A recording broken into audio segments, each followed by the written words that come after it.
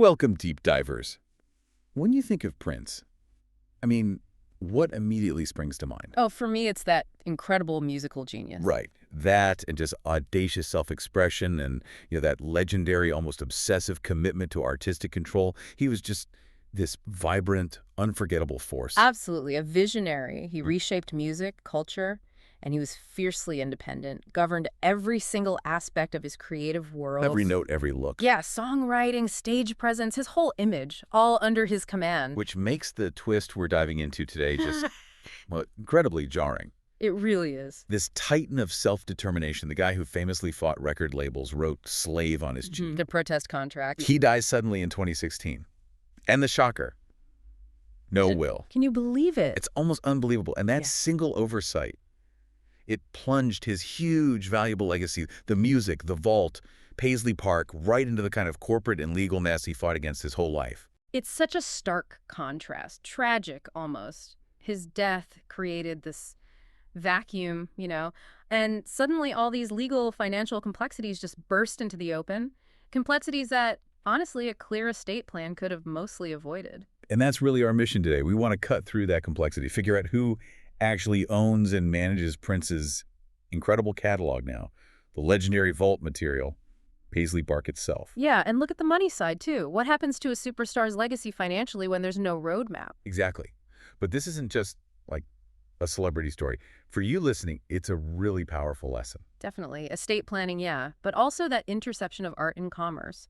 How a creative legacy keeps living, evolving long after the creator's gone. It really makes you think about how much control an artist truly has, even after they're gone. That's the core question, isn't it? Okay, so let's unpack this legal tangle first. Yeah. Prince passes away April 2016. The immediate problem, the one that kicked everything off. Yeah. No will. Yeah. Nothing. And that's critical. Dying intestate, that's the legal term. It meant Minnesota's intestacy laws took over immediately. So instead of Prince's plan, It was the state's plan. The law basically said his estate gets divided among his 6 siblings.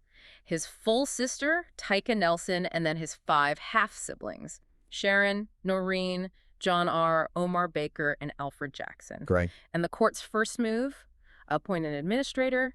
Comerica Bank stepped in to manage the day-to-day stuff, royalties, licensing deals, even running Paisley Park. It's fascinating when you compare it to other big celebrity estates, right? Oh, definitely. Like Michael Jackson. He did have a will, Yeah. left his estate mostly to his kids, a family trust, Hmm. named specific executors like John Branca, John McClane. Right, which made the transition, while still huge and complex, relatively structured. But with Prince, Ah. boom, immediate, very public chaos. The courts had to jump in because there was just no plan laid out. It's kind of a perfect example of what not to do if you have valuable assets. Cautionary tale right from the start. So while the legal side was scrambling, they had to figure out, what is this estate? And Yeah. it wasn't just, houses and bank accounts. Not at all. We're talking about an immense intellectual property empire. Okay. First, his massive songwriting and publishing catalog. Think When Doves Cry, Purple Rain, 1999, Little Red Corvette.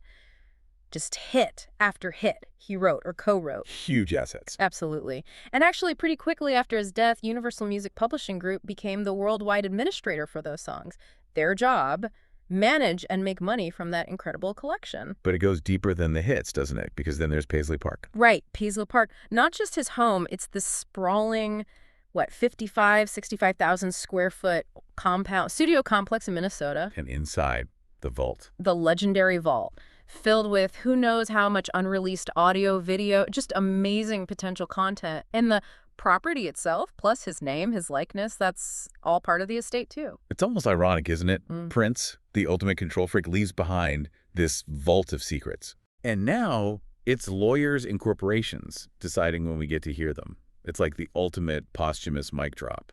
That's one way to put it. And don't forget the master recordings themselves, the actual sound recordings you hear. Distinct from the songwriting rights. Exactly.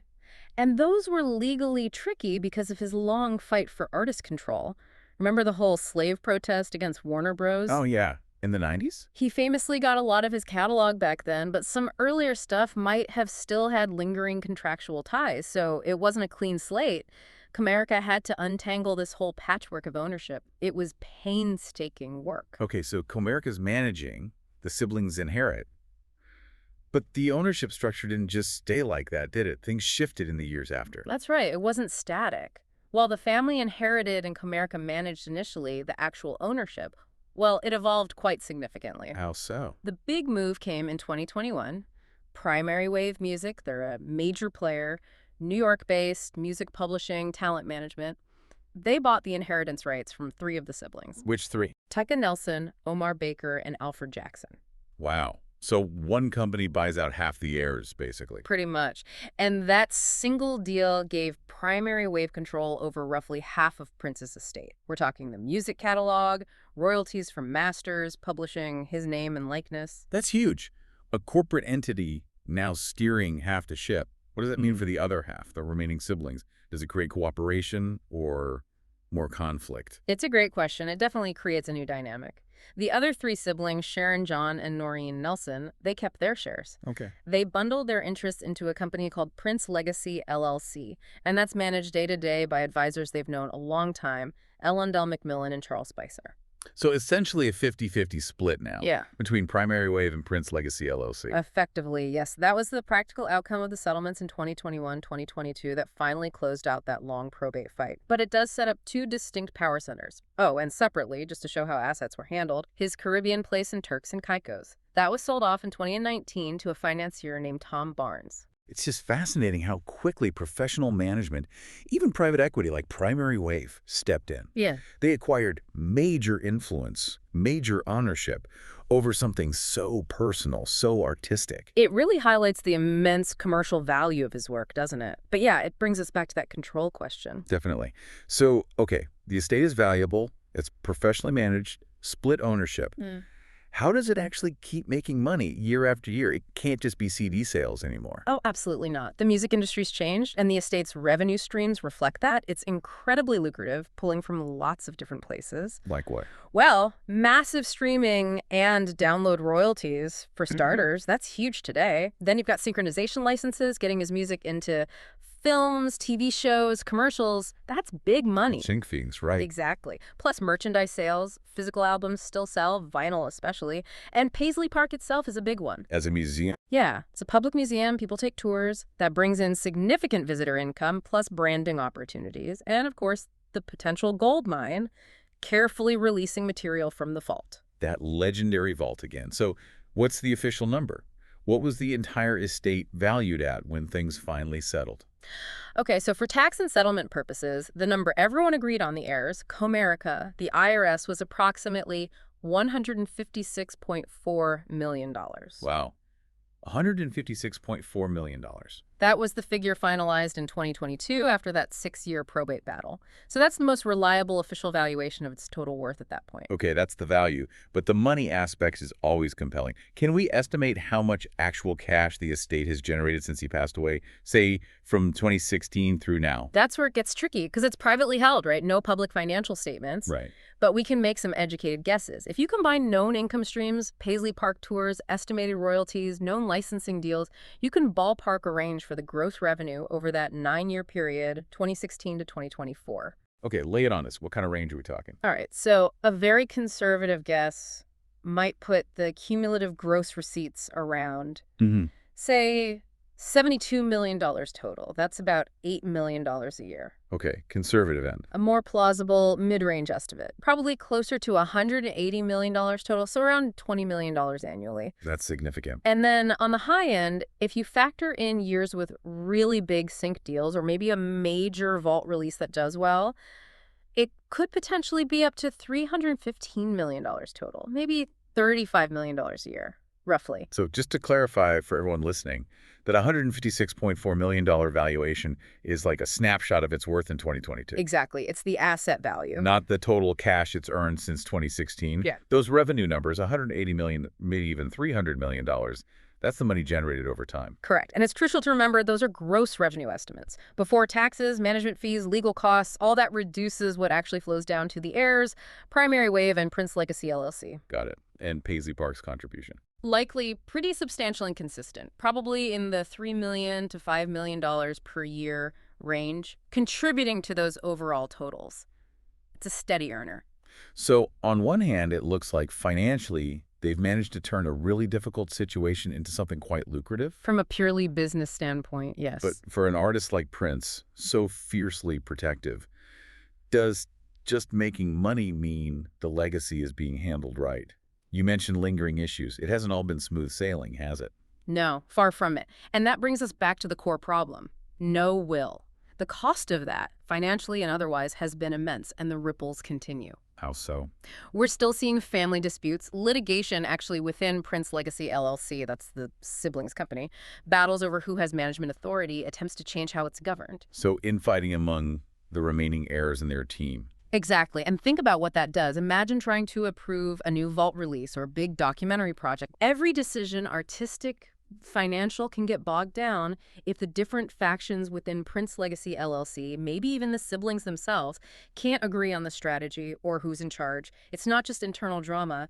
It can literally stop projects, stop revenue in its tracks. That's a really clear example of the ongoing fallout. Mm-hmm. What about dealing with outside partners? Yeah. Music labels, streaming services? That hasn't been entirely smooth either. There were instances, especially early on, where distribution or streaming deals got disputed, even canceled, because of older contracts Prince had signed years ago. Pre-existing complications. Right. It just highlights how incredibly complex it is to navigate the legal landscape of a catalog built over decades by someone who was constantly fighting for control himself. But the biggest takeaway, the most crucial point, Yeah. Prince's failure to leave a clear plan, that was the direct cause of years of incredibly expensive litigation, huge legal fees, and these ongoing struggles over governance. It's just a powerful, enduring cautionary tale for any creator, really, anyone with valuable IP. Wow. So we've really traced it all from that shocking lack of a will through the legal chaos, the division of assets, the entry of corporate players like Primary Wave, to how this massive legacy is now structured, monetized, generating maybe hundreds of millions, but still facing these deep challenges rooted in that initial oversight. It's a complex picture. Art, commerce, family, law, all tangled up. It really underscores how the business side of an artist's work just takes on this whole other life after they're gone. The decisions made, or like in Prince's case, not made, Yeah. they echo for years. Decades, potentially. So here's the final thought, the provocation maybe. Mm-hmm. Prince obsessed over artistic control his whole life, yet paradoxically he left this legally ambiguous legacy. Right. What does artistic control even mean when the guardians of the work are this mix of family and corporations sometimes fighting each other? Does the business of the legacy inevitably take over? And who's really protecting the creative flame for the future? It's a profound question, isn't it? And it makes you think about that vault again. Yeah. All those untold stories, unreleased songs, still waiting. Yeah. The decisions made about that material, how his image is used, how the existing catalog is managed, that's what will shape how Prince's genius keeps resonating around the world. Absolutely. The Purple Rain might have stopped, but the legacy, well, it keeps evolving, sometimes in ways he probably never imagined. Thank you for diving deep with us today.